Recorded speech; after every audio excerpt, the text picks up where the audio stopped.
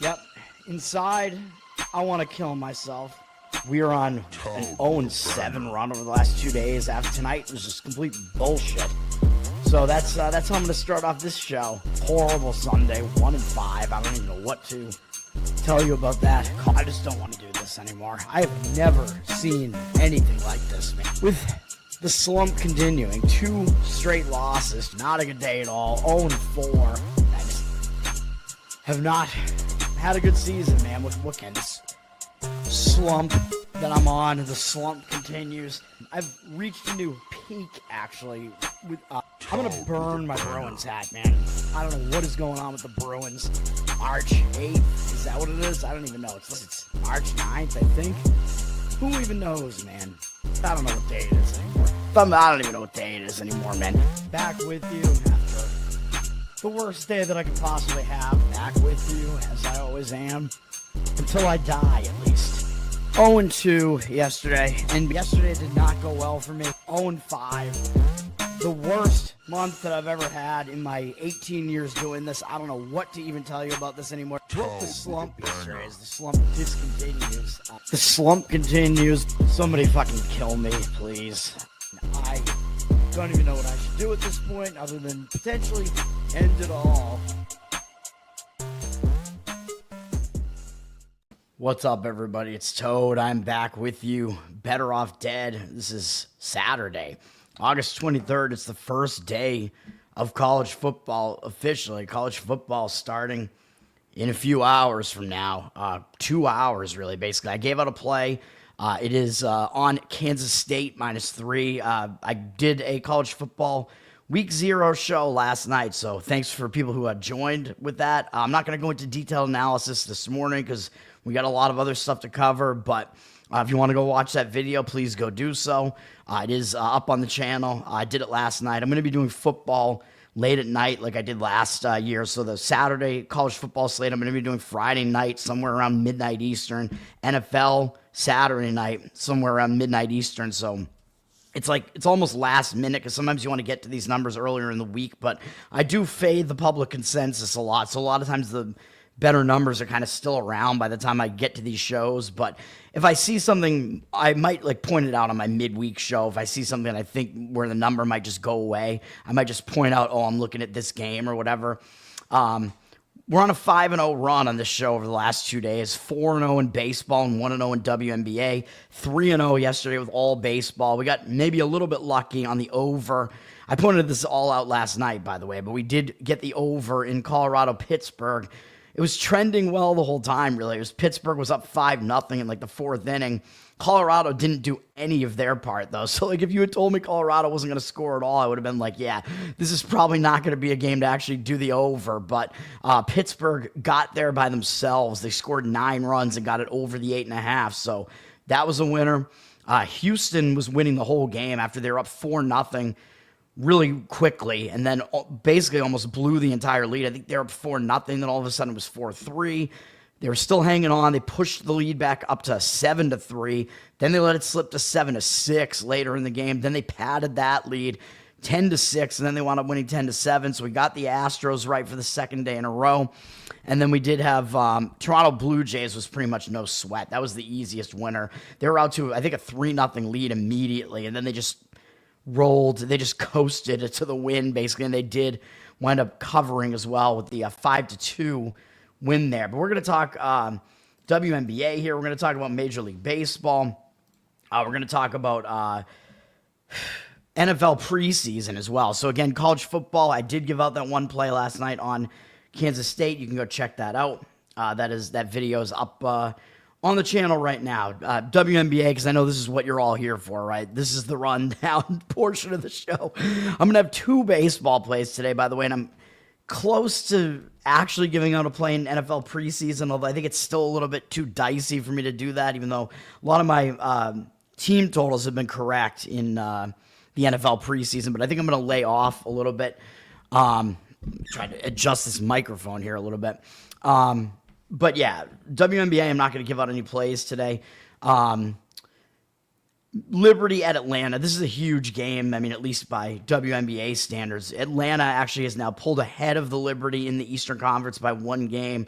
this is a big game for both teams, man, because playoff seeding on the line here, having home court advantage throughout the playoffs or throughout that half of the playoffs is on the line. Atlanta is coming off a big win over Minnesota, so they are playing 2 games in a row that are huge, although they're staying at home, no travel for them.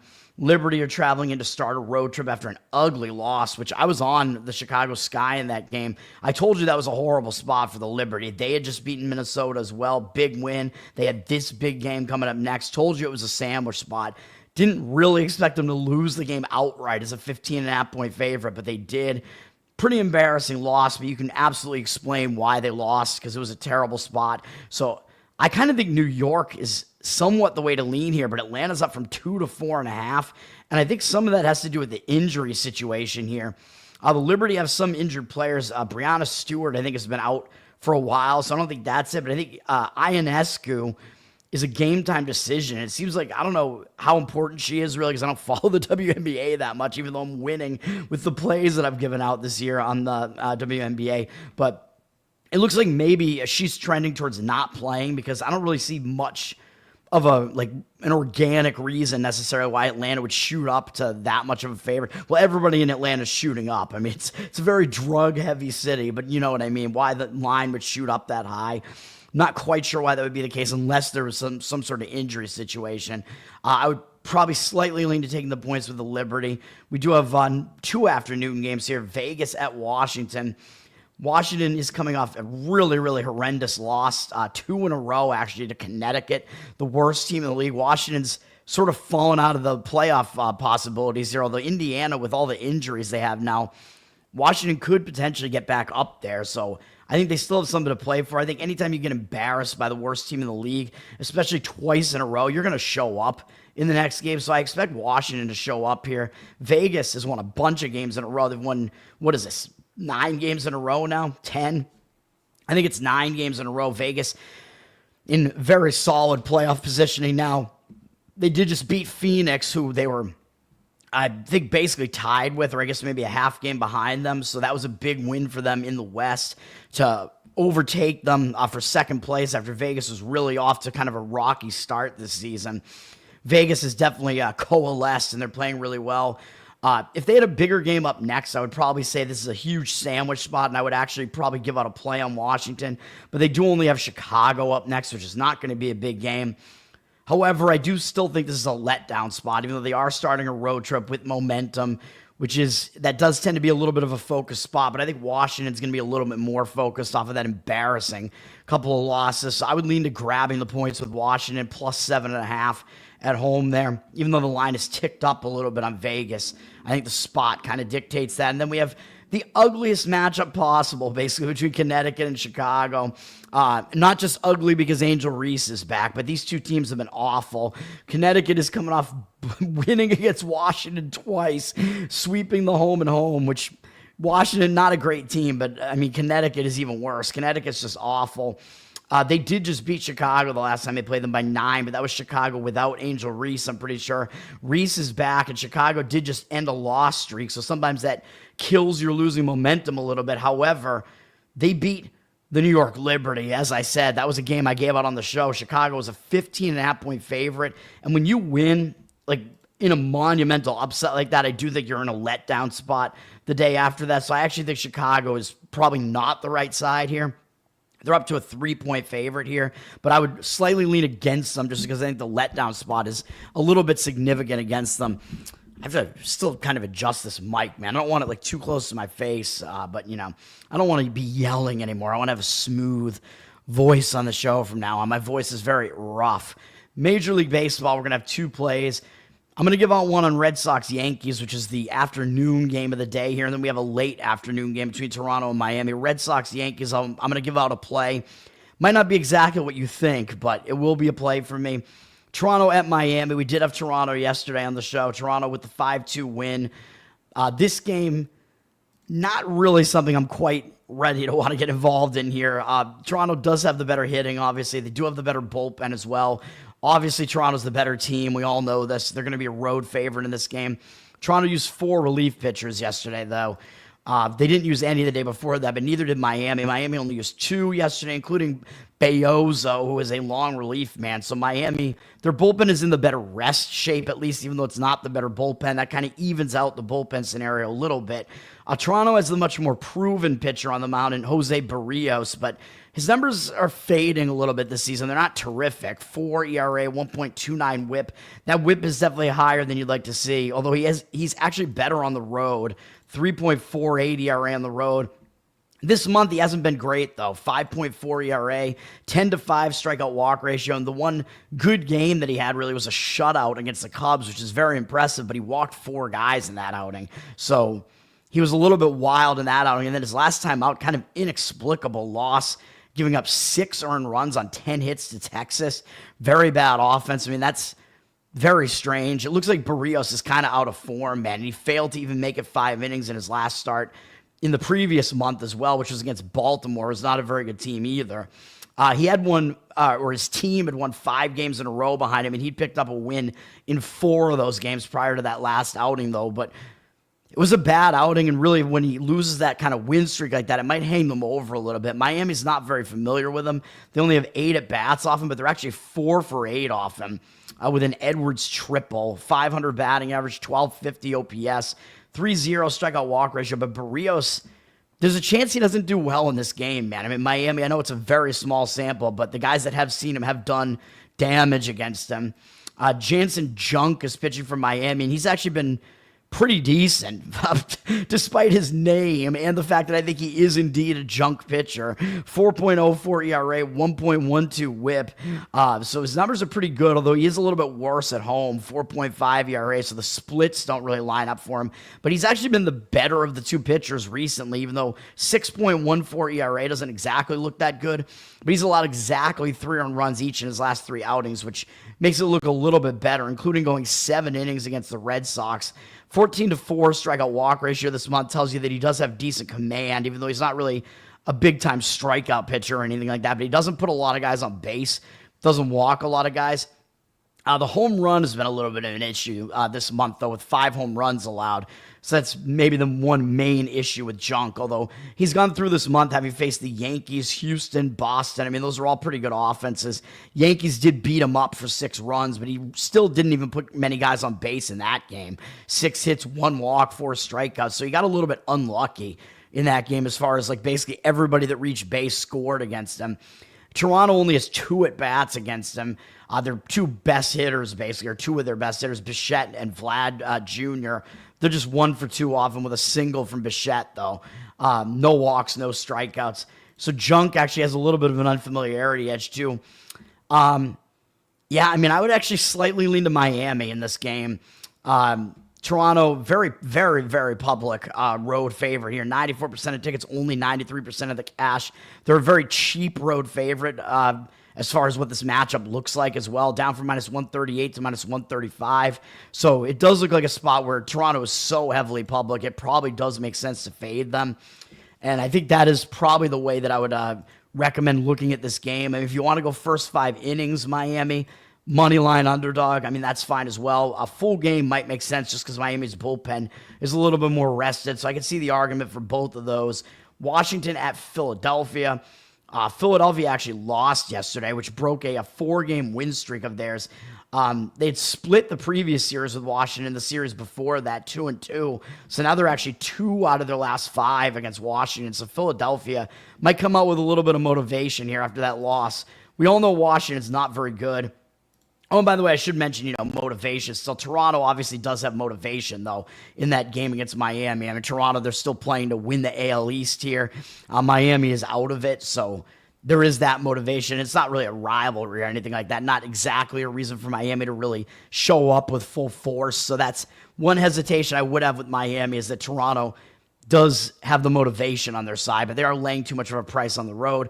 Washington, they don't really have a whole lot to play for, except that they probably do kind of want to try to spoil Philly's season if they can.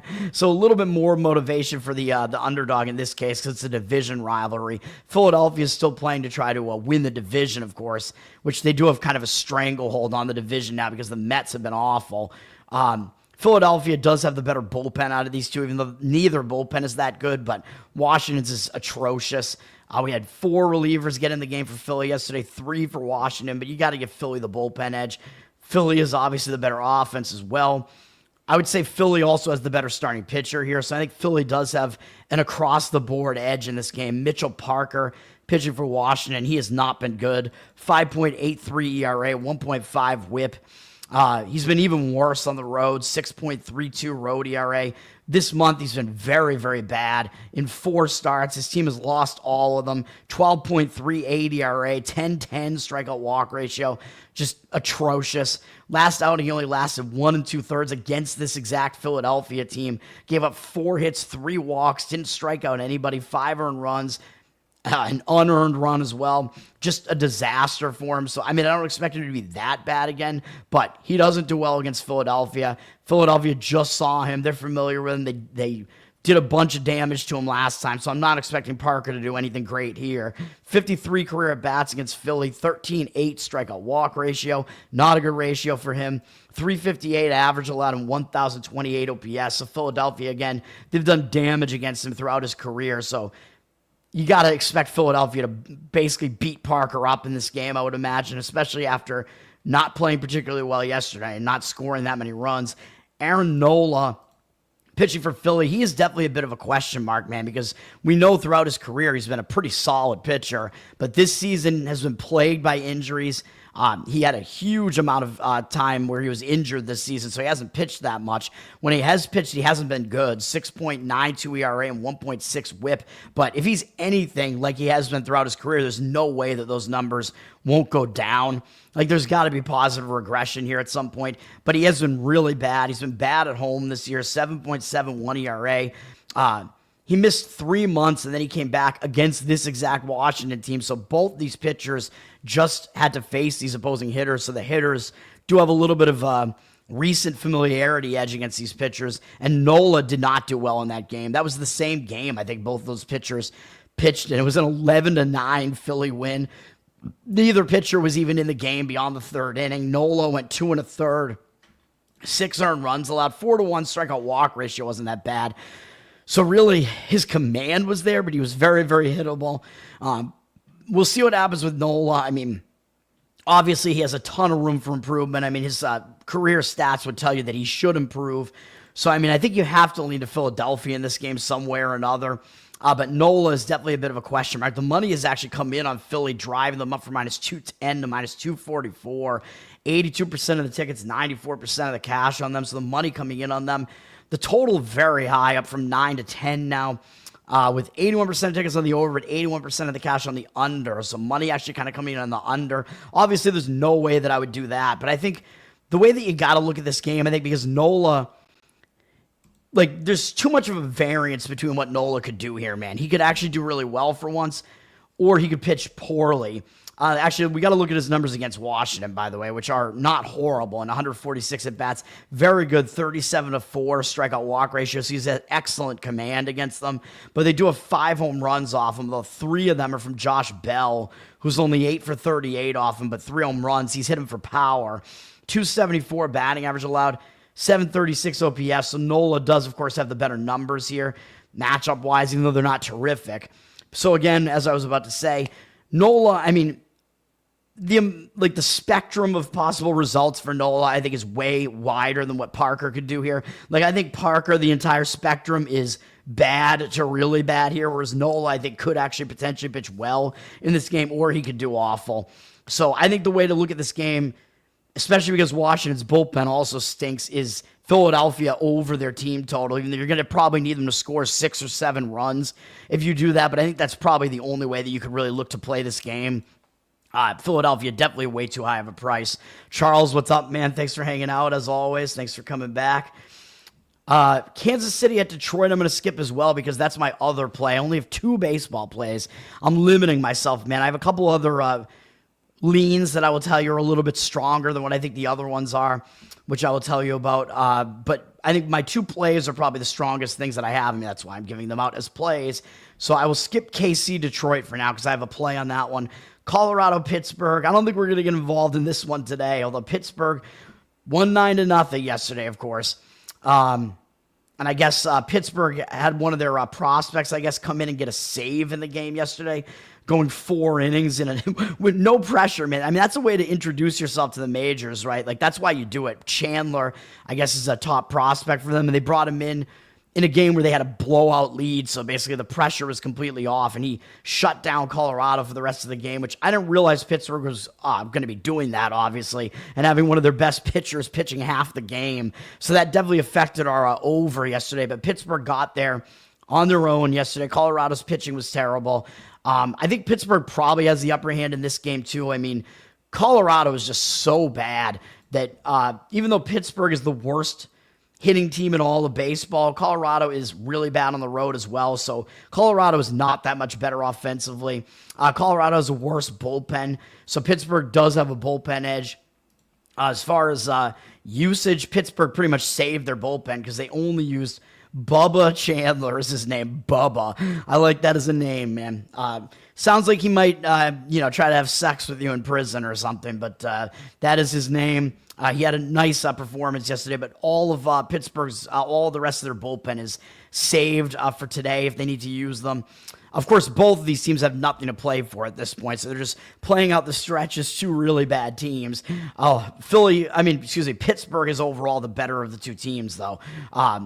Rockies only used 2 of their relief pitchers yesterday, but they're not a good bullpen, man. So I think Pittsburgh obviously has the bullpen edge, and they should have a starting pitching edge, too. Kyle Freeland is pitching for Colorado. I mean, he's not their worst starter.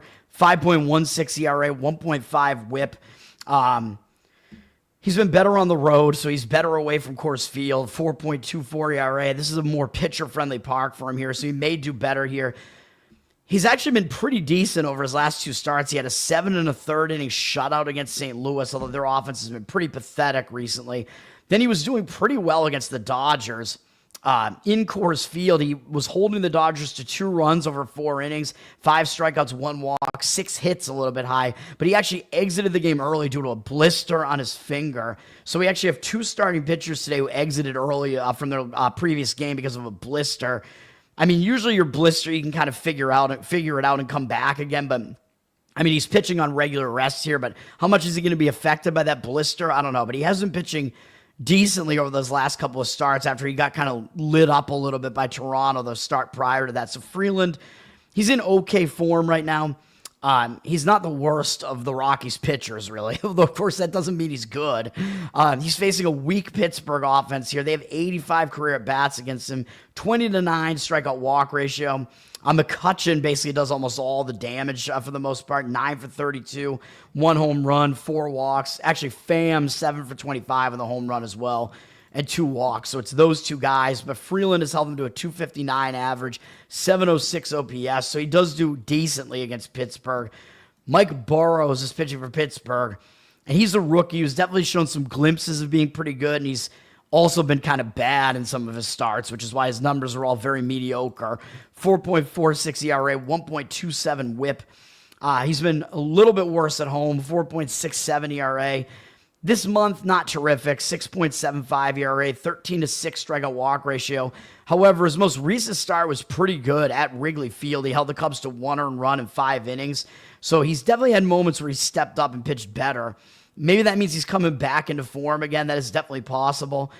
And the Rockies have never faced him before, and their offense is so bad on the road that Burrows, you'd expect he probably would do fairly well in this game. So I think Burrows, he is the better of these 2 pitchers. So I think Pittsburgh does have the advantage, pitching-wise, at least throughout this entire game. But they're a huge favorite for a bad Pittsburgh team that can't score. That is a big line on them, up from -165 to -175. 76% of the tickets, 93% of the cash on them. So the money is coming in on the Pittsburgh side, though, and the total has dropped from 8.5 to 8 with 82% of tickets and cash on the over. So I think if you were to look for an under here, that is fading the public, and I actually don't hate the under. I mean, Colorado's bullpen, probably something you kind of want to fade, though, and Pittsburgh's bullpen isn't terrific either. I could see the argument for first 5 under here. I mean, both starting pitchers might actually do okay in this game. I do agree with the Pittsburgh side as well, but I'm not really sure you want to lay a huge price like this or lay like a run line with them when Pittsburgh can't really score to cover a run line, although I know they would have covered it easily last night. But I do think Burrows does have the upper hand. If you want to limit it to just the first 5 innings, run line, you could do that. But I do think Pittsburgh, because they have the bullpen edge as well, potentially maybe a run line play. But again, if Pittsburgh doesn't get to bat in the 9th inning and they don't put up a lot of runs, it's a little bit dicey. So I'm staying away from that, even though I do lean to the Pittsburgh side there. Skip it. That's correct. All right. Houston, Baltimore. Of course, I've given out winners on the first 2 games of the series, both on the Houston money line. Getting cheap prices on the Houston money line. We're getting a cheap price again on the Houston money line, but I don't love this game as much as I like the other 2 games, man. And Houston, they haven't really had their greatest pitchers pitching in this series either, which I think gave us a little bit of extra value on Houston in those first couple of games as well. J-Main, what's up, man? Thanks for hanging out. Because we got the wins from Houston with Jason Alexander on the mound in the first one, and then who was pitching yesterday? I don't even remember, but I don't think they had either of their best pitchers, Hunter Brown or Framber Valdez. I don't think they've pitched in this series, so Baltimore is actually kind of getting lucky that they're facing Houston's other pitchers who aren't really as good. Who did pitch yesterday? I don't even remember, actually. It was a high-scoring game. It was 10-7. It was McCullers. That's right. McCullers was good early on, and then he started to fade a little bit. Yeah, I forgot he was back. I'm losing my mind already. Stroke brain. So the bullpens did see some usage in yesterday's game. Houston generally has the better bullpen. They used 4 relief men yesterday, though Baltimore also used 4. But Houston, remember, they're without Josh Hader still, who was functioning as their closer. And with him out, that does hurt their bullpen a bit. Their bullpen's been a bit worse since then, although it's still better than the Baltimore one. Houston did just pick up Craig Kimbrell, by the way, who's 37 years old now. And I mean, you could still do it when you're that old. I mean, Chapman for the Red Sox is pitching out of his mind this year, so it is possible. I don't know when Kimbrell's going to join the team, if he might be available today. Maybe that actually might help Houston's bullpen a little bit. I don't know. Houston has the better offense over Baltimore, even though Houston was playing really poorly offensively for a stretch there, but they've hit well in this series. They have 17 runs in this series so far, so their offense seems like it's back kind of in form here. Christian Javier is pitching for Houston here. He was injured almost the entire season. He just came back. 3.38 ERA, 1 whip, I believe, in only 2 starts, though. Both of his starts are at home as well. So he hasn't pitched on the road yet, and he did just face Baltimore. I think that's the case with both these starting pitchers today. They both just face these opposing lineups.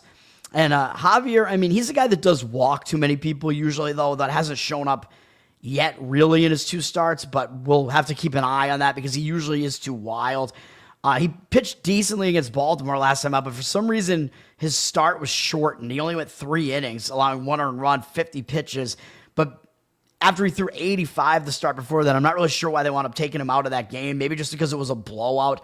They figured, let's just save it. Well, it wasn't a blowout at that point, right? It was a blowout eventually, but he only allowed 1 run. So I actually don't understand why they pulled him from the game. I don't see any news here as far as like he was injured or anything like that. So I don't know. That is a little bit weird. But against Baltimore, he did fairly well in that short outing, and he has good numbers against them overall. 32 at-bats, only 6 hits allowed, no extra base hits. 16-3 strikeout walk ratio, 188 batting average, 465 OPS. So Javier does have good numbers against the O's offense. He's going up against Dean Creamer, who I may have to reevaluate him, as I've been saying, because he's actually pitching better than I think anybody really expected. He's been fairly good recently. 3.97 ERA, 1.21 whip on the season. Not bad numbers. He's been pretty good at home. 2.67 ERA at home. Recent numbers good. 2.14 ERA this month with a 19-3 strikeout walk ratio. At least 6 innings in every single one of these games against Philadelphia, Seattle, and Houston. So he is in good form right now.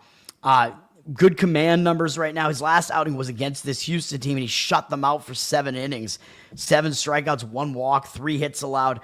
Does that mean that he's going to regress this time out? Because, I mean, of course, Houston just saw him. That's the case with both of these pitchers, as I said. The offenses are facing the same pitcher like right away again, so they're more familiar with these pitchers now. But Both pitchers actually have pretty good numbers throughout a decent sample size in their history against these hitters. Creamer against Houston, 83 at-bats, 17-3 strikeout walk ratio, 265 average, 676 OPS. So his numbers are pretty good as well against this Houston lineup. I'm going to have to lean to an under in this game, man. It would probably be a first 5 under, and this is close to being a play for me. I almost was going to give this out as a play.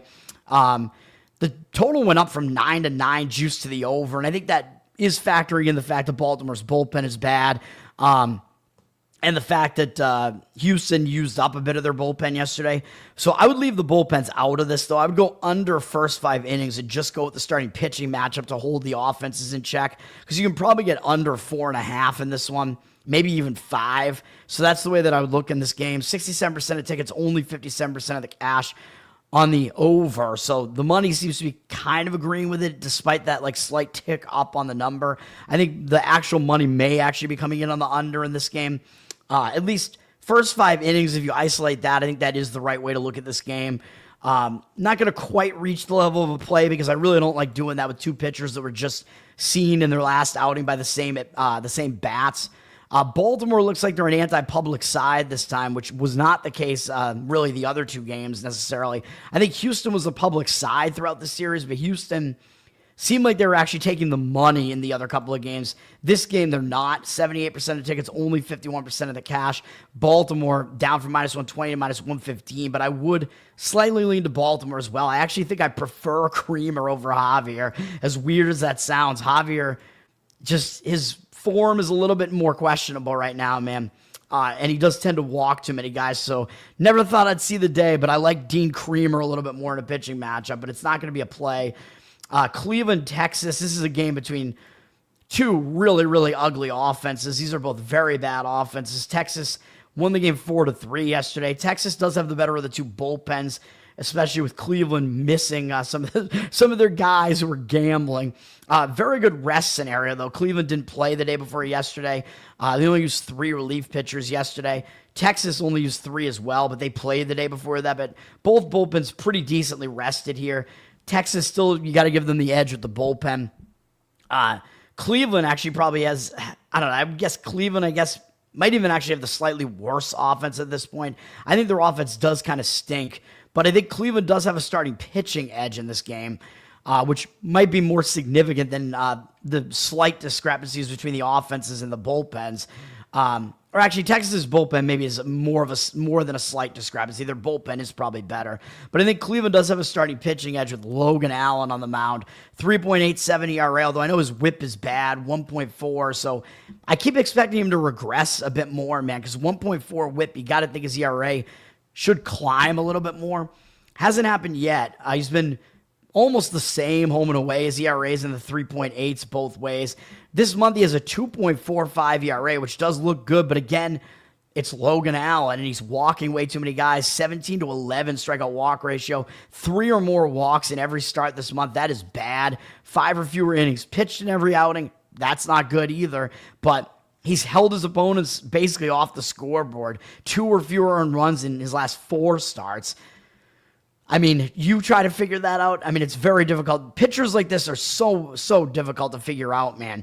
I think part of it is that he induces a decent amount of ground balls so he can get out of like jams. But whenever I see a whip that's that high, I always think the guy is not as good as his ERA looks if his ERA looks good. But in this matchup, I actually think he might do okay, even though he's in bad form, which is not, I mean, that's why I'm not going to give out a play here. But Texas has actually never seen him before, and they're a pretty bad offense, so he might be able to hold them in check. Texas is actually really bad offensively at home as well. So Logan Allen, the fact that he's completely unfamiliar to Texas at least gives him a little bit of an extra advantage, I think, because the hitters have to try to figure him out. Jack Leiter, pitching for Texas, he's a young guy as well. He has numbers that are also actually pretty similar. 4.06 ERA, which isn't too bad, but 1.38 whip. That whip is too high. Again, he's been better at home, though. 3.45 ERA for him at home. But this month, Again, very similar to Logan Allen. We see a good ERA, 3.86 this month, over 4 starts, but Texas has lost all 4 of those starts. He's only gone 5 innings once, and he has an 18-12 strikeout walk ratio over that span, so he's walked way too many guys as well. He's walked 3 or more in all but 1 outing going all the way back into early July. Very, very bad. Jack Leiter, I mean, he's a guy, he throws hard, he's a young guy, but he's wild, man. I mean, he cannot find the strike zone. But against Cleveland, I mean, he has good numbers, but it's only a 5 at-bat sample size. They have 5 different hitters who have faced him. They're only 1 for 5. That hit is a double from Naylor, not Josh Naylor, by the way, but Bo Naylor. 200 batting average, 600 OPS. So, Leiter, I mean, he has good numbers against him, but it's such a limited sample size. I don't think there's anything you really take away from that. So this game, I mean, I probably would lean to the Native American, the Cleveland Indians. We're going to lean to the Cleveland Indians, right? In the first 5 innings only, though. That would be my lean in this one because I don't really trust Cleveland's bullpen versus Texas's bullpen.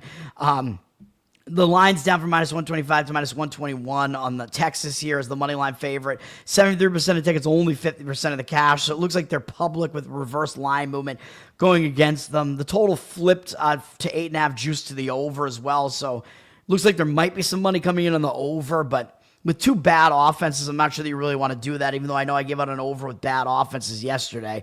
But I don't think I would want to do it in this game. It is another pitcher-friendly park here as well. I think the way to approach that game is Cleveland first 5 innings money line. Probably the way I would do that.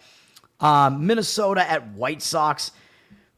I mean, this is a game. Neither of these teams are in it anymore, which, by the way, I should have mentioned. Houston is still at least fighting for playoff positioning. Baltimore is out of it, so Houston does at least have a little bit of a motivational edge there. Cleveland and Texas, I think, both kind of have to realize they're not making the playoffs at this point, although I think they're kind of still fighting like they're trying to get into the playoffs, so they're right on the cusp of being eliminated almost, both those teams, so we'll see. And Cleveland sold off at the trade deadline, so that's kind of the mindset that they're not really in it, but they went on an inexplicable run with some good offense after that, which made no sense. Minnesota, Chicago, these 2 teams definitely know they're out of it. They're not going anywhere. Minnesota were sellers at the deadline. The White Sox were as well. White Sox have lost 3 games in a row, including losing 9-7 last night in a very high-scoring game, considering how bad these offenses are. Minnesota has the slightly better offense and the slightly better bullpen, but both bullpens are bad. Both offenses are bad. The White Sox used 4 relievers yesterday. They didn't use any the day prior to that. It looks like they have a lot of different relievers. That's because a couple of them are now on the DL. So they have a lot of relievers who have pitched over the last few days. Minnesota used a lot of their bullpen the last couple of days as well, including yesterday. So the bullpen's not really in good shape. So I would definitely want to avoid the bullpens in this game unless you're going with an over or something and you want to fade these bullpens. Yesterday's game was high scoring. Minnesota has not announced a starting pitcher in this game, so that makes it difficult to handicap. We don't know who Minnesota's going to put out there. It's probably going to be, they're either going to go with a bullpen game or it's going to be one of their prospects getting back into the rotation. I don't know who they still have. Do they still have David Festa? Is he going to come up and rejoin the rotation for a start? I don't really know. Davis Martin is going to be pitching for the White Sox here. He's actually having a decent season, 3.94 ERA, 1.27 WHIP, not atrocious. He's good at home, 3.27 ERA at home. This past month, 4.5 ERA, not bad, but 11.8 strikeout walk ratio is concerning. He's definitely walked too many guys recently, which is not good. So he's kind of fallen out of command a little bit, but he's not allowing too many runs. He's allowed 3 earned runs combined over his last 11 innings, but it was against Cleveland and Kansas City, 2 weak offenses. He still walked 3 guys in each of those outings. So again, his command is a little bit off right now. His numbers against Minnesota are mediocre in 23 at-bats. Only 6 hits allowed, 261 batting average, but 5.6 strikeout walk ratio, not great. Royce Lewis has a home run off him, so they have an 849 OPS against him, which means they have done some damage against him other than just the contact hitting. So I'm not quite sure that I love Martin there, but I probably would prefer him over Minnesota with no decided pitcher, and the money line has already dropped on Minnesota from -120 to -106 for that reason. So I think you do at least have a more stable starting pitcher in this game for the White Sox. If you wanted to go White Sox first 5 innings, I guess that's probably the way I would lean. You might still get an underdog price on that at home, so it's a decent price on that at least. Probably the way I would lean there. We have a good starting pitching matchup in San Francisco, Milwaukee here, which this is a game where I looked at it and the first thing I said was, I think this is an under game. But then I dug into the matchup numbers and I'm like, I don't know. I'm going to hesitate a little bit. Even though I think the money is coming in on the under. It is a low total for a reason. We know San Francisco can't hit. Milwaukee obviously has the way better offense. Milwaukee, they're not quite as good offensively at home. We know this. They're actually really good on the road. Milwaukee is actually the best road team in baseball. They have by far the best road record, but they're also good at home. I mean, they're road wreckers, but they actually have the best record in all of baseball anyway. Milwaukee, they have a decent bullpen. They've used more of their bullpen over the last couple of days, though. 3 relief pitchers came in yesterday, including McGill, who has been their closer. San Francisco has the better of the 2 bullpens, though. Like, that's one thing that San Francisco does have is a better bullpen, but they used a lot of relief pitchers yesterday as well. So the bullpen rest scenario isn't that great for either pitcher, or for either pitching staff, So if I was going to go under, I would want to probably not include the bullpens here, even though normally these bullpens are pretty good. And you're probably going to get your starters, at least Logan Webb. I kind of expect him to get fairly deep in this game just because that's what he does. Logan Webb, man, should call him the penetrator because he goes so deep into a lot of his starts. He's got good numbers on the season, man. I mean, he's the Giants' best pitcher, 3.19 ERA, 1.22 whip. He is not quite as good on the road, 3.7 ERA, but that's still not bad, obviously. This month, he's been in really good form with a 2.33 ERA and a 20-1 strikeout walk ratio. So his command has been quite good. He's definitely in good form right now with those 3 starts. He did do it against Pittsburgh, San Diego, Tampa, though, so he wasn't facing elite offenses. So he's going to have to step it up a little bit to face Milwaukee, who are a better offense. His numbers are decent against Milwaukee as well in 44 at-bats. 9.5 strikeout walk ratio is not great, but 273 batting average allowed, 688 OPS. He's held Milwaukee in check. Pretty impressive numbers against a good lineup. So Webb, I wouldn't really have much of a problem with looking towards Webb in this game or looking towards an under. The problem is actually Freddie Peralta, which seems weird because I know I like Freddie Peralta. His numbers are good. He's having a really good season.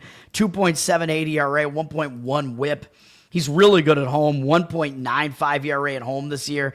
He's been good this month with a 20-7 strikeout walk ratio. I know Peralta does kind of walk too many guys, but he's very difficult to hit.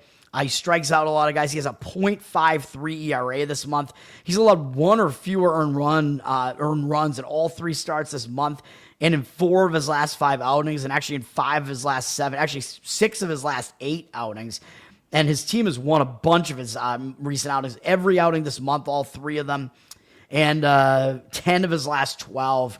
So Milwaukee is winning behind Peralta as well. He faced 1 good offense this month in the Cubs and shut them out with a 6-inning, 1-hit shutout over at Wrigley Field. So that was a very impressive outing from him.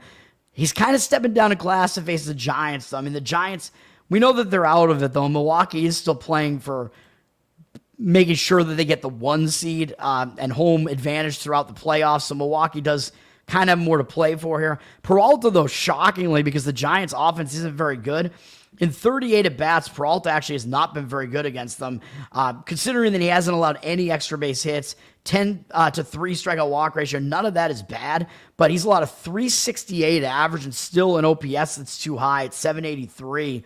So Peralta maybe not totally trustworthy in this one, man. Milwaukee's heavily public, 91% of tickets, 95% of the cash coming in on them. I mean, I would probably maybe even have a slight lean to San Francisco in this one, even though I think I've leaned to San Francisco every game in the series, and I think they've lost them. I think if I said that yesterday, it probably was a run line lean yesterday because the line was probably so big, so they did cover the run line yesterday. San Francisco only lost by 1 run yesterday. They lost by 3 in the first game of the series. Yeah, so I mean, I'd probably slightly lean to San Francisco, maybe just in the first 5 innings, though, because their bullpen's a little bit more used. Total went up a little bit from 7 to 7.5, but the money is coming in on the under. 62% of tickets, 74% of the couch on the under. I mean, I guess because Peralta is just generally so good, I would kind of lean that way. I wouldn't really want to deal with the bullpens, though. Like I said, even though both bullpens normally are good, the rest scenario doesn't really look great. But if you go under first 5 innings, you're probably having to go 3.5, which is a little bit difficult to do. And if you expect the pitchers to get deep into the game, then it does start looking like maybe you should actually play the full game under. So you have to kind of... It's a tough decision to make sometimes, man. The line went up from -132 to -138 on Milwaukee as the home favorite, by the way. But, yeah, they're very public home favorite here. Mets at Atlanta. I do have a lean in this game that almost became a play for me. Digging into this matchup a little bit. Atlanta did lose the first game 12-7 yesterday. Atlanta has at least started playing like they care, like the mindset of, oh, we're down in the dumps and we know we're not going anywhere this year. Like that's out the window now. And Atlanta just seems to be focusing on baseball for the most part and playing out the stretch, even though they didn't play particularly well yesterday. The Mets do still have something to play for because they're trying to make sure they make the playoffs at this point. But the Mets have really been bad over the last month or so, man. Kind of inexplicably bad because they do have the better offense. Generally, I would say they probably have the better bullpen here too, but I actually think it's fairly close. Mets bullpen has kind of slid off a little bit. And where are the Braves at? Yeah, the Braves are only 2 spots below them in ERA. Very, very similar, actually. As far as the starting pitching here, Clay Holmes is pitching for the Mets, and I know he has a good ERA, 3.64, but his whip, again, indicates there's something wrong here. 1.34 whip. Holmes, I think, is another guy that comes in, induces some ground balls, and just gets out of jams. He's still putting too many guys on base. He's in his 30s, and he's ever really been that great? I don't think so. I'm expecting some regression at some point from him, and I think we've started to see a little bit of that, but not entirely. He's been a little bit better on the road, 3.41 ERA on the road. This month, he hasn't really been that good, though, so maybe we are seeing this regression. Actually, over the last couple of months, his strikeout-walk ratio hasn't been as good. This month, 5.27 ERA. His ERA hasn't been good over the last couple of months, 14-7 strikeout-walk ratio. Too many walks, although 5 of them were in one game, but who was that game against? It was against the Atlanta Braves. Even though the Mets did win that game, he didn't pitch well. He only went 3 2/3, allowed 5 earned runs, 6 hits, 5 walks, and he somehow escaped that, only allowing 5 earned runs. Probably should have allowed more than that, man. Did have 4 strikeouts, but that was a really bad outing for Holmes. And his career numbers against the Braves are actually pretty bad. In 56 at-bats, 12 strikeouts, 18 walks. Absolutely horrific ratio. 6 more walks than strikeouts. I mean, that's really, really bad. 286 batting average allowed, 906 OPS is also way too high, mostly because of 18 walks and 6 doubles. And he has allowed 1 homer as well to Drake Baldwin, which is his only hit against him. But Holmes doesn't have good numbers there. He's going up against Cal Quantrill. I didn't even realize the Braves had picked him up. I guess Miami, decided to get rid of him. I don't even know, they must have designated him for assignment because I think the trade deadline was over. So I think Miami must have actually cut him because the Braves, they got all emo and they cut him because the Braves must have picked him up off the scrap heap, man. He has not yet pitched for the Braves, so all of his season numbers are with Miami, but that's the same division at least. 5.5 ERA, 1.39 whip. Yeah, Quantrill's not that good. We know this. He was better at home with Miami, 5.17 ERA. In Atlanta Stadium, he did pitch there twice this year, and he went a total of 9 innings, so he didn't even make it 5 innings in one of them, but he only allowed 1 earned run over those 9 innings in his 2 starts, which were against the Braves, of course, because he was on Miami. He pitched in this stadium those 2 times. So he was okay across that 9-inning span, so his numbers in this stadium were decent this year. His numbers against the Mets are not great, although they are better than Holmes' numbers against the Braves. 55 at-bats, 9.4 strikeout-walk ratio, so at least he has a strikeout-walk ratio that's above 1. 273 batting average, 886 OPS. So that OPS is still too high, though, so I don't know if you can really trust Quantrill. However, I'm going to still lean to Atlanta in this game, and I might even factor in their bullpen because the Mets' bullpen has fallen apart. Atlanta literally has only used 1 arm out of their bullpen over the last 2 days. They're the most rested bullpen in baseball right now. Very, very light bullpen usage as far as the arms that they have right now. So Atlanta bullpen is in good shape right now, and it's not even that much worse than the Mets bullpen anyway. The Mets have used more of their bullpen over the last couple of days, even though they only used 2 guys yesterday. They did use Helsley, who was the Cardinals closer, who the Mets got at the trade deadline. So I think I would leave the bullpens in the equation here, actually. My lean would be to Atlanta in this game. The money seems to agree with that. The Mets are down from -120 to -115, so you get Atlanta as a home underdog. And as I say, these home underdogs where you think they actually have an edge in the game, those are definitely decent looks in the MLB. So this is one of my stronger leans.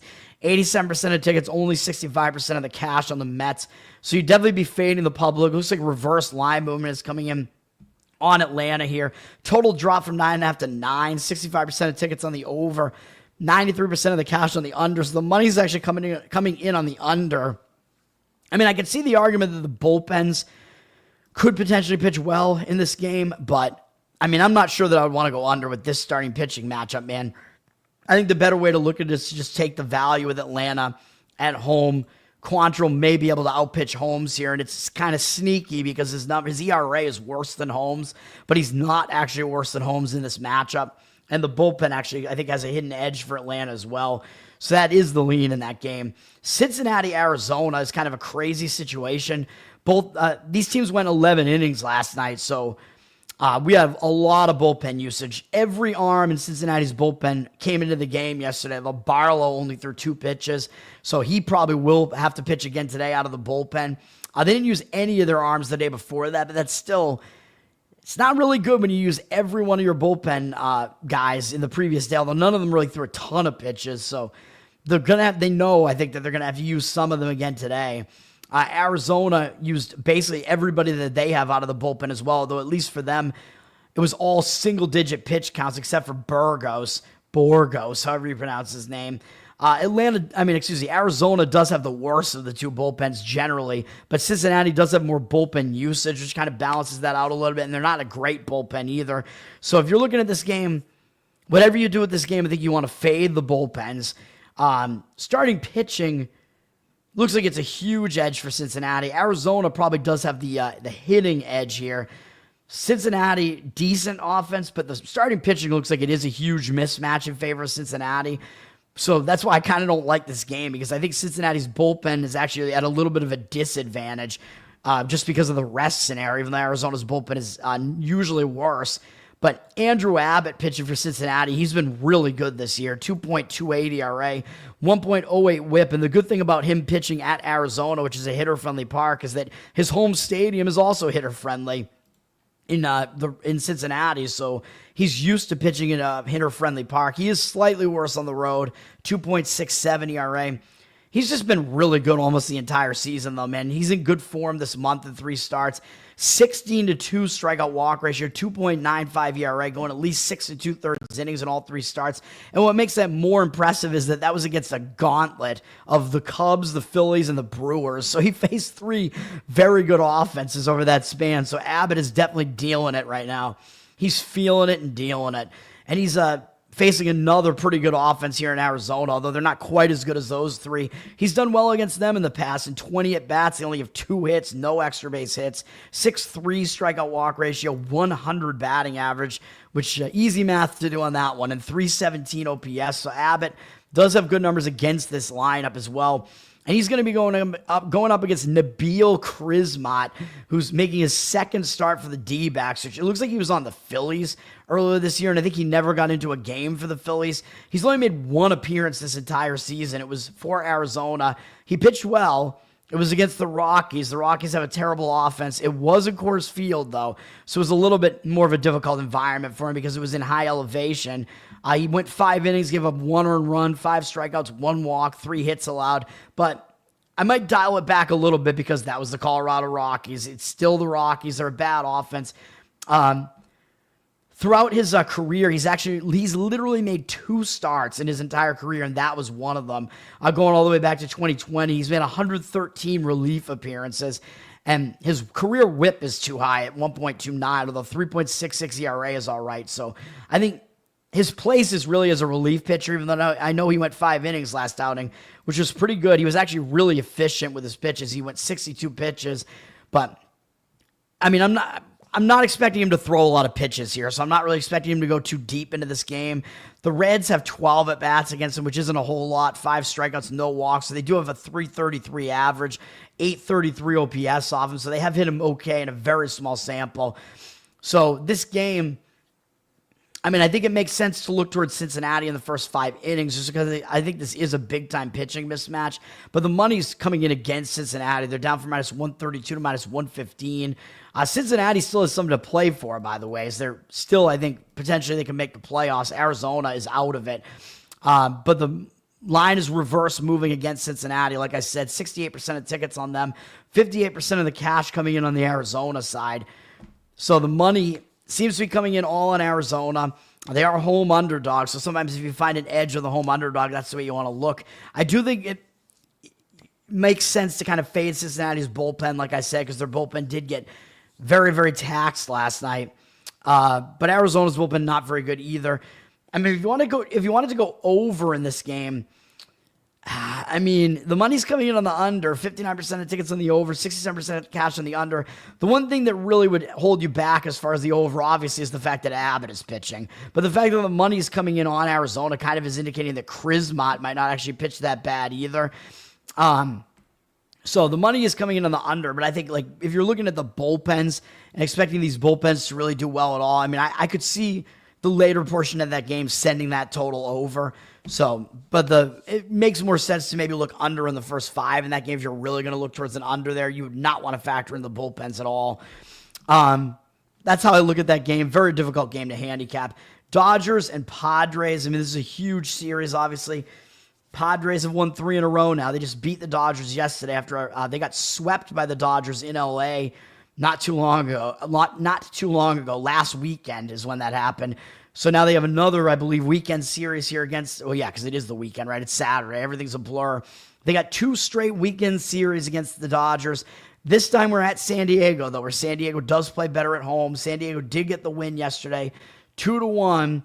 Although I'm not sure this particular matchup is very good for San Diego here. San Diego does have the better bullpen. The Dodgers bullpen not totally trustworthy. Dodgers have a more rested bullpen, though, which kind of helps them balance that out a little bit. San Diego used 3 relief pitchers yesterday, although I think you still have to go with San Diego, having the bullpen edge.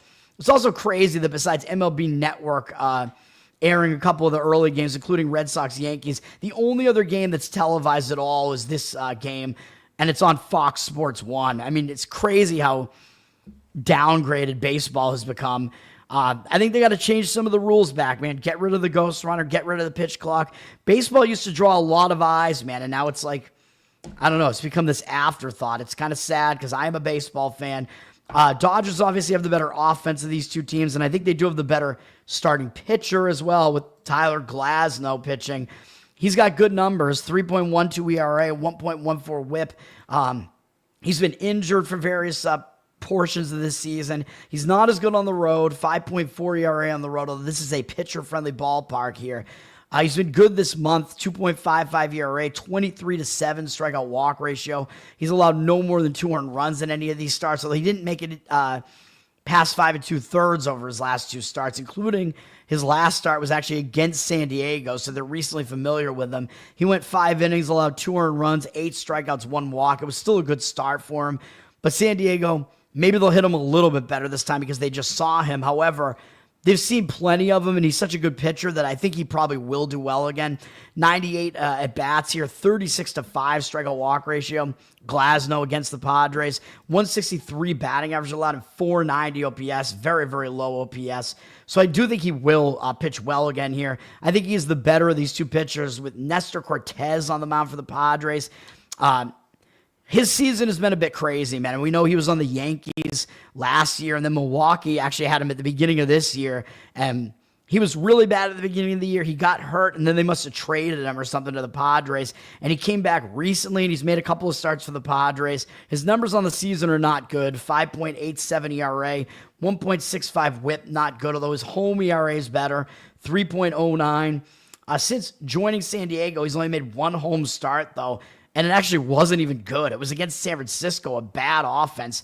This is his most recent start, and he gave up 3 home runs in this very home run unfriendly park in San Diego against a team that can't hit. I mean, that's crazy. On 7 hits, 4 walks, 5 strikeouts. So that was an atrocious start from him, man. So I don't think we can really trust him right now. In the prior 2 starts, he didn't even make it 5 innings. But San Francisco had just faced him the prior start. So I guess maybe that explains some of that, is that San Francisco had just seen him. So they hit him better the next time out. And the Dodgers have not seen him this year. But I think the Dodgers do have some familiarity with him, which we're going to look at in a second. But Cortez has walked multiple guys in every outing this season except for that one decent outing against San Francisco, but he didn't even make it 5 innings in that one. So Cortez, he really only has one good start the entire season, and it was back when he was with Milwaukee still against Cincinnati. So I don't think we could trust Cortez right now. He's not in good form. I mean, I think eventually he will be a little bit better than what he's been doing. I mean, his career numbers are certainly better than this, but we haven't seen it happen yet. His numbers against the Dodgers are okay in 50 at-bats, 10-3 strikeout walk ratio, 240 batting average, 703 OPS allowed. So his numbers are good against the Dodgers. The money, from what I could see, it looked like it was coming in towards the under in this game. Totals at 8, 76% of tickets on the over, 73% of the cash on the over. So less of the cash on the over. I don't disagree with the under. I mean, I think you have a good bullpen with San Diego. Dodgers bullpen is rested. You have one really good starter with the Dodgers. Cortez could potentially do well because his matchup numbers aren't that bad. So I don't disagree with it. I would slightly lean to the under on this one. The money just completely flipped to now 69% of the cash on the under. I mean, that was a crazy flip with those numbers there. I mean, these numbers, they don't come in fast on this site. And the Dodgers are having money come in against them, actually, which is kind of crazy. Dodgers down from -130 to -127. 56% of tickets on them, 67% of the cash coming in on San Diego. I mean, I can see the argument for that just being, well, maybe Cortez will be able to duel Glasnow. And if the Padres are still in the game when the starting pitchers leave, then San Diego does have a bit of a bullpen edge. I mean, I think that's probably the argument for that. And just kind of too much of a price to lay with the Dodgers. The Dodgers have lost a lot of games over the last month. That's for sure. And San Diego was better at home. But with this particular starting pitching matchup, I mean, I don't really see how you could do it. I mean, I think the under, as far as if you want to align with the market read, I think the under makes more sense than trying to go with the side. And the side, I think, first 5 innings, Dodgers actually might even make more sense with the side there, because I think Glasnow does have the upper hand over Cortez, especially based on recent form. Cubs at Anaheim. For Andrew here, I don't know if Andrew's in our chat here this morning.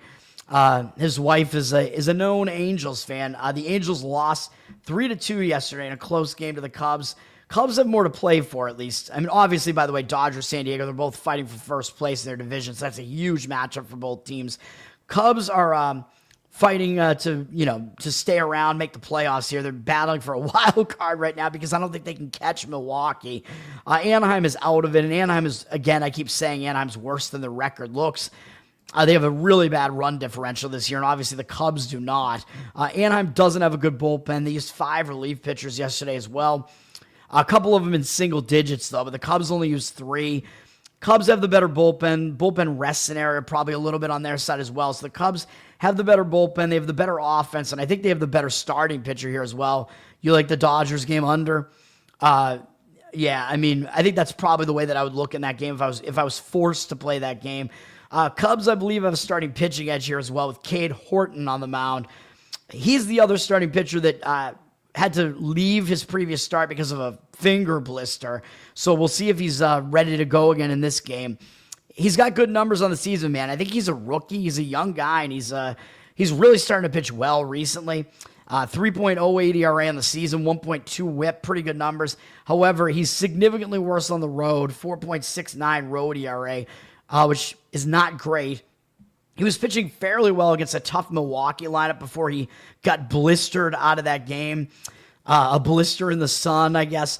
Hotter than the blister in the sun, Kate Horton. How about that? There you go with that one. You like that mashup of references there? Horton went 2 2/3 in that one and gave up 1 earned run, although he did allow 4 hits as well in that game. They lost the game, but mostly the bullpen came in and didn't really do anything to help him out there. The Cubs had actually won 4 starts in a row of his prior to that, although Milwaukee was the better of all those offenses that he faced. But he faced Toronto, Cincinnati. Those are offenses that can hit a little bit. Had a shutout not too long ago against the Red Sox as well for 5 2/3. So he's done fairly well against some pretty good lineups. The Angels is a mediocre offense, and they've never seen Horton before. So if his blister is okay, I do think Horton does have a little bit of an upper hand in this game here. Still decent recent form, and again, Angels haven't seen him before. Does have a 20-6 strikeout walk ratio this month, by the way, in those 4 starts. Has allowed 1 or fewer earned runs in all of his last 6 starts and 7 of his last 8, and .95 ERA this month. And he's allowed 0 earned runs. Prior to allowing 1 in each of his last 2 starts, he had allowed 0 in 4 straight and 5 of the prior 6. That's crazy. So I still think he's in good recent form. He has an unfamiliarity edge here. So I think Horton does have the edge here over Victor Medeiros, who's a converted reliever pitching for the Angels. He's a young guy that does have some upside, but his numbers aren't good this year. 5.54 ERA, 1.85 whip. A little bit better at home, 5.4 ERA at home, but he's only made 4 appearances this season. I think he's only made 2 starts, which are his last 2 starts, and he had a 6 ERA over that span and a 6-6 strikeout walk ratio, allowing 6 earned runs as well. So 6-6-6, very, very bad, very, very evil. So you probably don't want to deal with Medeiros here. Even though the Cubs basically haven't seen him before. Kelly and Turner are the only hitters who have seen him before. They're 0 for 1 with a walk from Kelly and a strikeout from Turner.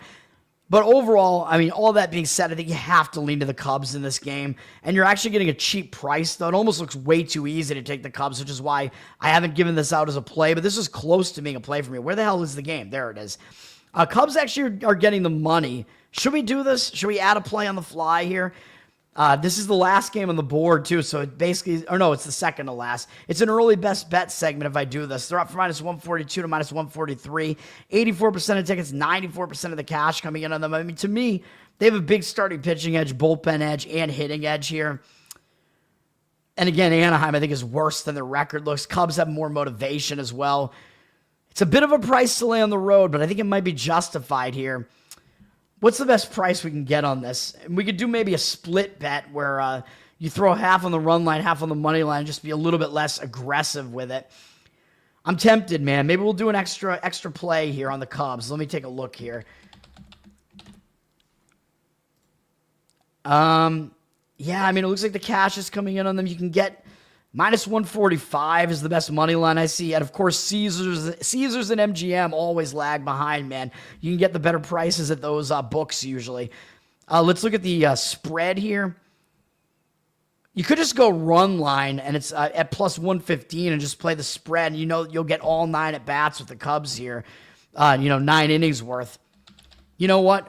Fuck it. It's at plus money, so you're not having to lay too much of a price with it.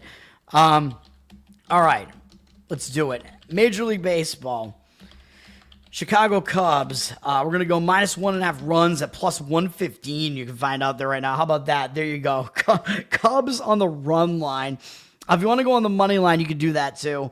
At about -145, which is kind of in that range where I start looking towards the run line type of play there, where it's more like the spread. So we'll do that.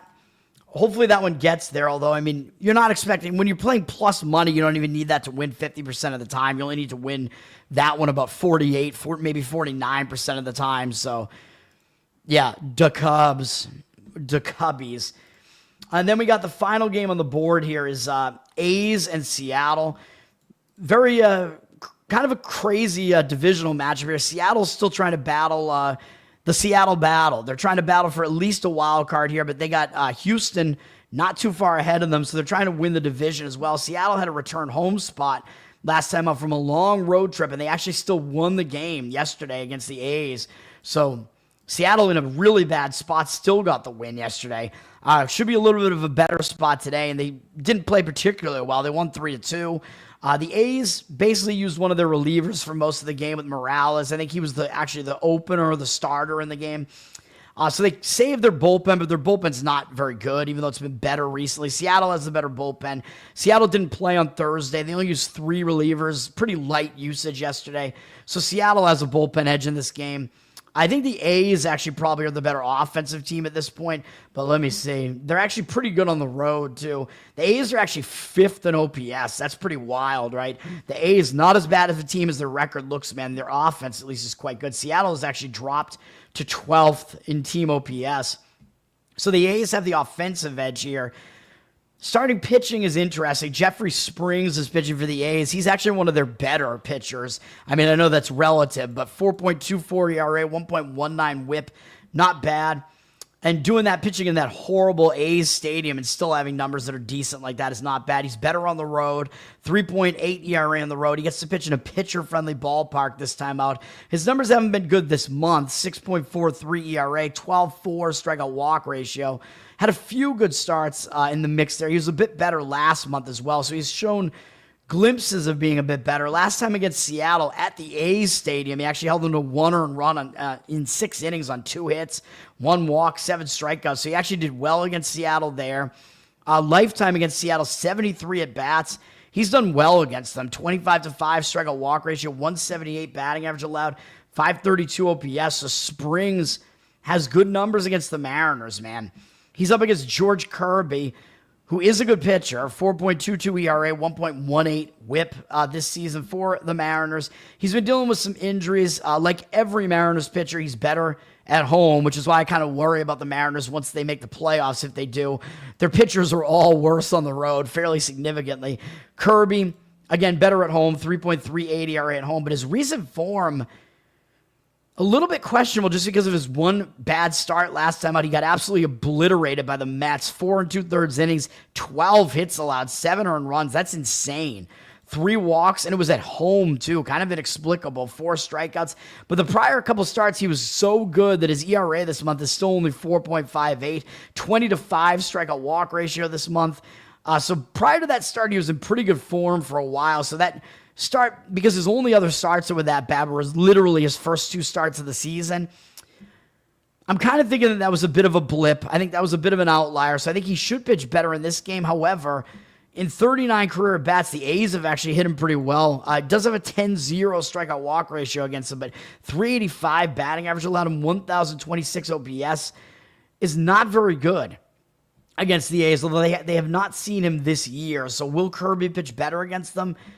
Maybe. I don't love those matchup numbers, though. I mean, I was still probably leaning towards an under in this game. Total went up to 8, 56% of the tickets, 70% of the cash on the under. It is a pitcher-friendly ballpark. I mean, you have bullpens that are at least rested. You might want to kind of avoid the A's bullpen just because it's still not that good. Maybe a first 5 under. If the total is up to 8, you might be able to find an under 4, first 5. You'd still have to worry about Kirby's matchup numbers, though. And the money is actually fading Seattle. They're down from -175 to -165. Thinking maybe this line is too big. 69% of tickets, only 53% of the cash on Seattle. So they're a public home favorite here. I don't think I would really disagree with that. I mean, Springs is sneakily not that bad at all, and he's got the matchup numbers that are better than Kirby's. Kirby in a little bit of worse form right now as well. So I would probably exclude the bullpens, though, because I think Seattle does still have a bullpen edge here. So if you wanted to do that, A's money line first 5 innings is probably the way to go with the side in that game. And maybe it's actually the best way to play that game. All right, let's go to the best bets here. Or no, wait. Yeah, we'll go to best bets, and then I'll talk about NFL, because I'm not going to give out a best bet on the NFL. Best bets, again, I have a play on Kansas State and Dublin in about an hour. First college football game and play of the season. Let's make it 2 in a row with the Dublin games, man, because I'm pretty sure my Georgia Tech play to start last year was an easy outright winner with a big underdog against Florida State. I think that was the Dublin game as well, if I'm not mistaken. We'll go with Kansas State -3. I think you can still find that out there. I saw it there at those lesser books in Massachusetts this morning at Caesars, and MGM still had that hanging around. So we have Kansas State. As you know, we do have Chicago Cubs run line now because I decided to throw that into the mix. The Emerald Isle, that's right. And then we got two more plays that I'm going to give out here, which I've not entered into the system yet. One, as I said, you can see it in the title, is on Red Sox Yankees. If you kind of know what I do, I mean, you might be able to figure out what this is. This is going to be a first 5 under. We're going under 4 in the first 5 innings with Red Sox Yankees here, man. I think the money's coming in the under in this game. Where is it at? We have 71% of tickets on the over, the 97% of the cash on the over. Doesn't make any sense. The total dropped from 8.5 to 8. I think this is a good starting pitching matchup to take this thing under the total, man. And whenever it's Red Sox Yankees, you got to think the public really kind of only wants to play an over, even though I know yesterday's game went way under the total. The Red Sox, by the way, have already clinched the season series against the Yankees. As I pointed out, the Red Sox have played well against the Yankees over the last few seasons, even though they've been the worst of the two teams. The Red Sox are 7-1 now against the Yankees, and they won the first 2 games of this series. Yes, the first game would have gone over the total. Yesterday's game was a ridiculous 1-0 game where Brian Bayo pitched really well for the Red Sox. He actually has really good numbers in his career against the Yankees. Everybody's comparing him to Pedro now. It's very funny. A squirrel ran onto the field as well yesterday. But as I mentioned, I tweeted it out. I said, well, if Bayo is the Yankees' daddy, then he's Pedro's grandfather, because if you remember that whole thing, Pedro, when he didn't do well against the Yankees that one time, he said, well, you're just going to have to call the Yankees my daddy or whatever. And then the stupid Yankees fans were all doing the who's your daddy chant to Pedro, even though Pedro, he's one of the best pitchers of all time, man. I mean, we can give it a rest. He wasn't even that bad against the Yankees. Pedro, he was the man. He was hilarious. And yeah, I got to see him pitch live multiple times. He's the best pitcher that I got to see live, which was awesome. Saw him. I saw Schilling. John Lester, saw a no-hitter from him. I've seen some good pitching from the Red Sox in my day. But anyway, back to this series. Yankees are also the team that's actually lapsing in the field, where usually it's been the Red Sox the last couple of years. The Red Sox making all these mental mistakes and being bad in the field. But now it's the Yankees, man. You have Jazz Chisholm basically turning into Chuck Knobloch out there and just completely throwing it into the stands on what could have been a double play ball. Totally crazy. Chisholm is totally out of it, man. He had that play not too long ago at Miami, I think, where he took himself off of first base on an infield fly ball for some reason. It was a pop out, and he didn't stay on first base, and he actually ran too far away from first base and got doubled off of first base for a double play. It was a game where Yuri Perez was pitching in that game. I remember that. Chisholm, I don't know what's going on with him. And then you have Volpe continuing to not feel well for the Yankees. And he had that play where it was a ground ball where it's like, I'm turning into a New Yorker here. A ground ball. I can't really do it. I can only do the Boston accent, really. But Volpe handled a play where the Red Sox had a runner on second. So, like, what's the obvious move here? You look the runner on second back so he can't run to third. You're the shortstop. You throw it to first. It's an easy ground ball out. That's obviously what you do. What did he do? He threw it to second base, and Jarren Duran was not that far off the base, so he just got back to second base, and they didn't get anybody out. And the second baseman then was like, Chisholm, I think, was like, what the fuck? And then had to throw it to first base. And whoever was the batter for the Red Sox, I think it might have been Rafaela, they couldn't get him out at all. And it's so stupid. I don't know what's going on, man, but just, some of the funny things that have been going on. Do I think the Red Sox are going to win this game again? I don't know. I mean, I hope, but I'm going under in this one, man. In the first 5, because I don't like the Yankees bullpen, so we'll just take them out of the equation. Their bullpen's been struggling. They've seen a lot of usage over the last couple of days. Yesterday, 3 pitchers. We'll take them out of the equation. The Red Sox have seen lighter bullpen usage, and they have the better bullpen, so the Red Sox do have the bullpen advantage here. However, Chapman pitched the last 2 days, so he's not pitching today. So the Red Sox are not going to have Chapman available, and he's doing things that you would never expect, man. He has outrageously good numbers this season. What is he, like 40 years old? It makes no sense how he's been this dominant this year. It's absolutely crazy. Great pickup for the Red Sox, and the Yankees, I think, got rid of him not too long ago, thinking he was done. But whatever, man. And Walker Buehler, by the way, is now in the Red Sox bullpen. Yeah, great. Get him into the game today. I'm sure that'll be great. Hopefully that doesn't happen, but we don't need to worry about that for this play because we're focusing on the starting pitching matchup where even though the Yankees do have the hitting edge, I'm going to give the Red Sox the bullpen edge just like yesterday. And you got to give the Red Sox a starting pitching edge here with Garrett Crochet on the mound. But we're going with the under in this one in the first 5. Crochet, he's having a good season. The one thing you do have to worry about, though, is that he's wearing out a little bit because this is the most innings pitched that he's ever thrown in his career so far. He's still a pretty young dude, and he's never had actually like a full season as a starter, but he's good enough that I think that it will continue. 2.43 ERA, 1.07 whip. Obviously, he has great numbers this year. Just slightly worse on the road, 2.52 ERA. I mean, I think you can kind of tell he's not wearing down because even though he had a bad outing against Houston, he bounced right back with a really good one last time out against Miami. I know their offense isn't that good, but he held him to 1 run in 7 innings. 8 strikeouts, 1 walk. This month, 4 ERA, not great just because of that one bad start at Houston, but 21-3 strikeout walk ratio. He had a good start at the end of July against the Dodgers, pitched pretty well against the Cubs the start before that, so he is still pitching well as far as I can tell against good lineups. And against the Yankees, he's done pretty well in the past. His 60 at-bats, 22-2 strikeout walk ratio, really good. 233 average, allowed 675 OPS. So we'll go with Crochet to still do well here. And the other part of this is Will Warren. I actually think he might be a little bit better than people think he is for the Yankees here. 4.25 ERA, 1.37 whip. I know that's not a good whip, obviously, but he has been way better at Yankee Stadium, even though it's a hitter-friendly park, with a 2.86 home ERA. He didn't make it 5 innings last time out against St. Louis. He threw too many pitches. He was inefficient, 95 pitches. But he did hold them to 1 earned run, and the fielding actually made mistakes behind him. So I know we have to worry about the fielding behind him in this game probably. But he does have a 1.65 ERA in 3 starts this month. 15-4 strikeout walk ratio. So he's rounded into form pretty well. He's allowed 2 or fewer earned runs in 5 starts in a row and in 7 of his last 8 starts. With a couple of decent offenses in there that didn't hit him that well. The Cubs, Philly. So he's been decent, although he hasn't faced too many good lineups in there, but he is in decent form right now. And the Red Sox haven't done a whole lot against him in only 10 at-bats. So they're actually pretty unfamiliar with him. Duran has the 1 hit against him, which is a triple. They have 5 strikeouts, 2 walks, both Narvaez, hilariously, the ex-Yankee Narvaez, who's doing well for the Red Sox. The Red Sox only have a 100 average, although Wong actually was the only guy who got an RBI in yesterday's game, even though Wong is one of the most atrocious hitters you'll ever see. He won them the game yesterday. Anyway, Red Sox against Warren, 100 average, 550 OPS, so they don't do well against him either. So we're going under in the first 5 innings here. And unfortunately, the money is coming in on the Yankees if you're looking at the side here. Red Sox up from -110 to -113, but 57% of tickets on them. 52% of the cash coming in on the Yankees. Public actually kind of off the Yankee train now. Red Sox are back ahead of them in the division. Although, of course, if the Yankees win, they'll, I believe, leapfrog back ahead of the Red Sox. So it's this back and forth scenario here, man.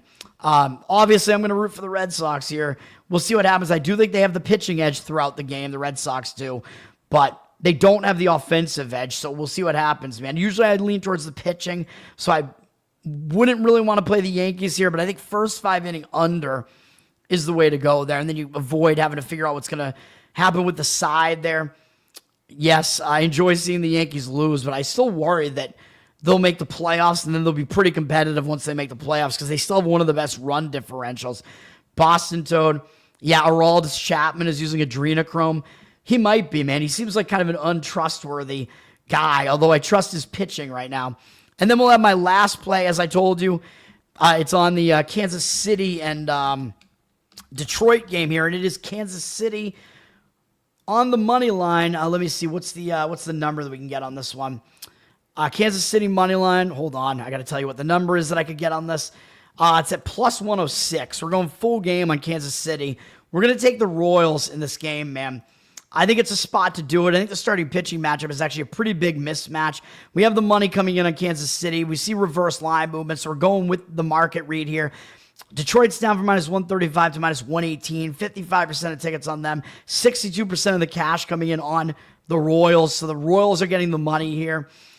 I agree with it, obviously. The total, by the way, 85% of tickets, only 83% of the cash on the over, which is just kind of sitting at 8.5.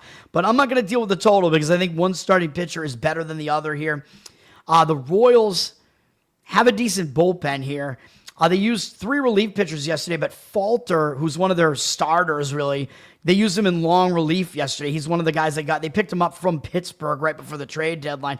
But because they used him yesterday, that means basically all of their high leverage arms are available in the game today for the most part. So Kansas City's bullpen is in good rest shape here, and they have the better bullpen. Detroit's is well rested as well, but Detroit did use Finnegan yesterday as one of their closer-ish guys, one of their later bullpen arms that they got from Washington at the trade deadline. And Detroit's bullpen has actually fallen off quite a bit. As you can see here, Kansas City is still 7th in bullpen ERA. Detroit's all the way down to 15th, so they've kind of slid off a little bit. So I think we got to give Kansas City the pitching edge here really throughout the entire game, even though obviously I know Detroit's really good at home. Detroit has the better hitting. We all know this, but Detroit has a 10.5 game lead over Kansas City, man, and Kansas City's just trying to hang on. Detroit, after beating Kansas City yesterday as well and sweeping Houston right before that, Detroit feeling pretty good about themselves. You got to think, man. I know streaks sometimes continue in baseball, but Detroit's got a 10.5 game lead in this division, man. I don't think they really care that much about this game right now, even though, of course, they would like to have home advantage against some of the other teams in the AL. But still, Kansas City, I think they have a little bit more to play for here. They have the pitching edge across the board here. And, I mean, they're fighting for their playoff lives, basically. You're getting them at a slight underdog price. So I like KC here. We got Michael Walker pitching for Kansas City. He's having a pretty good season, man. He's a veteran. He pitches pretty consistently well. 3.34 ERA, 1.17 whip. I know the one caveat here is he's not really as good on the road. 4 ERA on the road. Little bit worrisome, but he's been good recently. Kansas City's won all 5 of his last 5 starts. He's gotten a win in his last 4 starts. Did face Toronto and Boston both on the road over that span, so he faced a couple of pretty good offenses over that span and did well in those starts too. He's given up 2 or fewer earned runs in 6 starts in a row, so he's in really good form right now. 14-2 strikeout walk ratio this month in 4 starts. Didn't walk anybody in 3 of the 4, including those 2 against the better offenses that I mentioned. So he's definitely in form right now. 2.49 ERA this month. Good command. He's not a guy that strikes out a lot of guys, but sometimes he struggles a little bit with the walks, but he's gotten those down recently. Again, his command is good. He's pitching well right now. He has good numbers against Detroit, too, and 150 at-bats, even though they're very familiar with him. 32-13 strikeout walk ratio is a little bit iffy, but he's held him to a low 247 batting average and a 707 OPS. It's not really that high either, even though they do have 5 hitters who have homered off him in the past. Some of those guys don't have particularly good batting averages against him. So Walker, I think he has the upper hand, man, because he's going up against Chris Paddock for Detroit. Like, they basically got him at the trade deadline from Minnesota, I think, to kind of just fill out the rotation. He hasn't been great. I mean, he's had some really good starts that were mostly early in the season, but he hasn't been as good recently. 5.1 ERA this year, 1.26 whip. He was better at home, but that was all with Minnesota, I'm pretty sure. 4.37 ERA. It was all with Minnesota, except he had 1 start, in Detroit. 2 starts with Detroit, He had 1 good start. His first start with Detroit, I guess he got pumped up, went 6 innings, allowed 1 earned run in the stadium against Arizona. But then good offense too. But then he completely backslid against Minnesota the next time out, which is a much worse offense. He inexplicably did terrible. Gave up 4 earned runs in 4 innings, had no strikeouts in the game. And then he had a really bad start against Minnesota his last time out too. He gave up 8 earned runs to them. So his former team just absolutely destroyed him both times. And maybe that's because his former team knows what he's going to throw at them. I don't really know, but he did really bad. So he's really not in good form whatsoever, man. Even though he had a decent start against the White Sox in the mix there, but the White Sox, we know they can't hit. He's got a 7.63 ERA. Even though I know Kansas City can't really hit either, of course. Kansas City's offense is bad, but Paddock, 7.63 ERA this month. That's not good in those last 3 starts. 8-4 strikeout walk ratio, even though I know all the bad was against Minnesota. I get it. But his numbers are not very good against Kansas City, as bad as their offense is. 45 at-bats, 12.5 strikeout walk ratio is mediocre. 267 batting average, mediocre, but 918 OPS. He's allowed a bunch of extra base hits to them, although almost all the damage has come from Yaz, who's 7 for 18 with 3 doubles, 2 home runs, 2 walks. If you want to go player prop there, you could look that way with Yaz. But, man, I mean, I just think this is it's still a bad matchup for Paddock. I think he's the worst of these 2 pitchers. I think he might be out of the game before Walker is. I think he might get lit up again in this game. This is a pitching matchup where, I think Detroit maybe doesn't care about this game as much. Kansas City cares more, and it's a rare matchup where I think you're going to get the upper hand with Kansas City here. I think across the board, so we are going with the Kansas City Royals in that game, man. So that's the final of the best bets. And then we'll hit NFL preseason real quick here, man. Some interesting games. The most interesting here is the Ravens are up from 2.5 to 4 now, and I do like the Ravens side, but they were at 2.5 earlier this morning, so I think the number is pretty much gone on the Ravens if you like the Ravens, but you could still play them over their team total. And we know Washington, they're playing Washington. Washington doesn't have a good defense, so I think the Ravens are actually the right side here. Neither team is expected to play their starters, so you're not going to get any Lamar Jackson or Jaden Daniels here, but Washington, oddly, is on a short week, which you never see in preseason. Washington played on Monday, so they have a really short week. The Ravens have extra time to prepare for this, and it looks like Harbaugh is back trying to win preseason games again, because you remember that was his huge thing.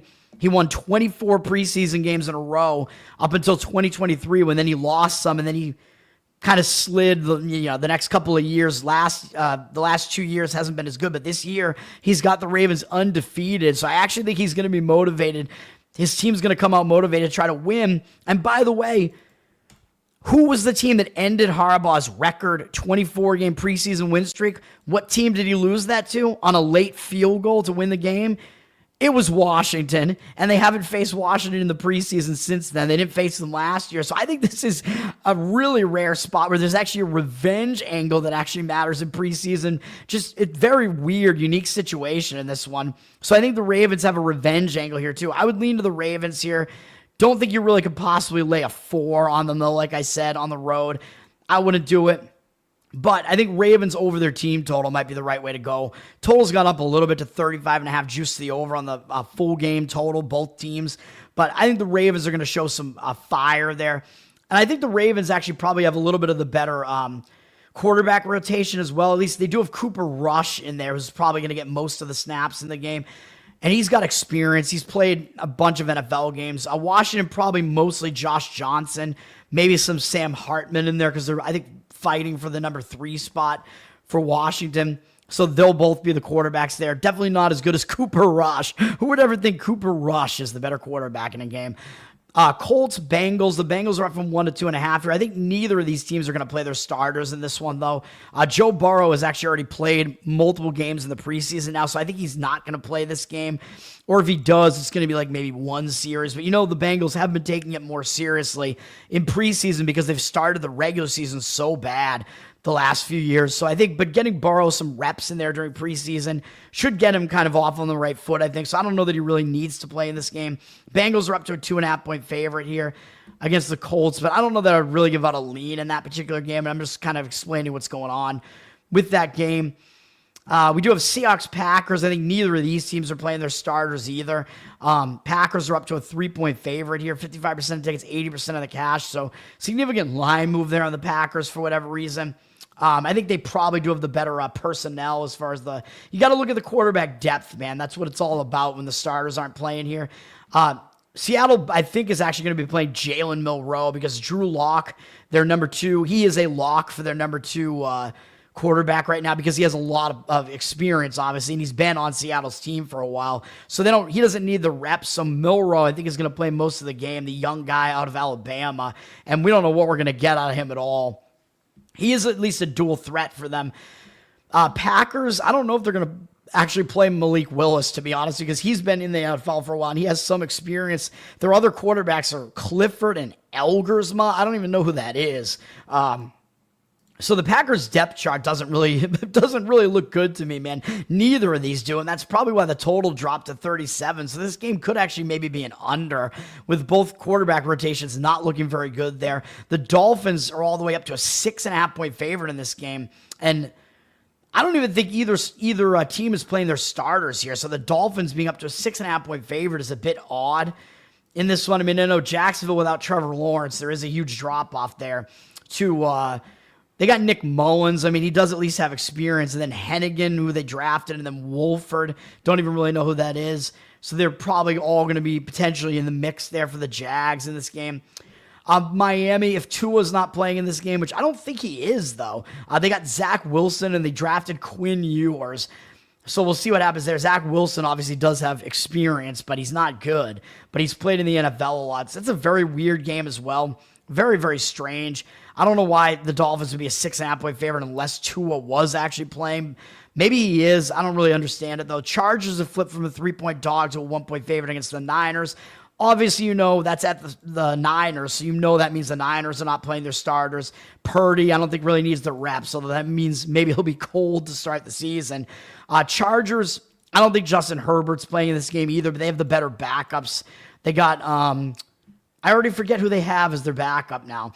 But whoever it is, I think has done well in the preseason. Chargers have done well in the preseason. The other Harbaugh has been taking it seriously. Oh, it's going to be Trey Lance. He's actually played pretty well in the preseason, and he might be fired up for this, man, because he's actually playing against the Niners, his former team. So it'll be Trey Lance, maybe a little bit of Heineke, who does have a lot of NFL experience as well, and then Ugalele, who I don't think is any good at all. Not a very experienced quarterback. I don't know if he's going to get into the mix at all either, but I think it's mostly Trey Lance in this game is mostly the reason. And then the Raiders are a 2-point favorite at Arizona. I don't know if that means the Raiders are going to continue to play their starters here with Geno Smith. I mean, you could pretty much be guaranteed Kyler Murray is not going to be playing for Arizona here with a line like that. I don't even know who their backups are. They got Jacoby Brissett, who is very experienced and at least doesn't make mistakes. And they only have Clayton Tune besides that. So I guess it'll probably be Brissett just getting some reps in there because they don't really have anything to figure out on that depth chart. The Raiders, oh yeah, of course, they still have Aiden O'Connell, so he might see most of it here, trying to get him some reps because he is definitely their second string. They've already figured out their QB depth chart, so there are no real question marks there. Cam Miller, don't really know who he is. I don't know if he'll get into the game or not, but quick rundown of the football. I do think the Ravens, very unique situation. I think they're a decent way to look, though. I almost was going to give out the Ravens as a play at the 2.5 earlier, but we've lost that line, so I won't do it. But that's the breakdown for today, man. A long video today. Once again, my plays. Kansas State -3 in the football game that's about to happen very soon. Red Sox, Yankees, first 5 under the total of 4. Kansas City Royals, full game money line.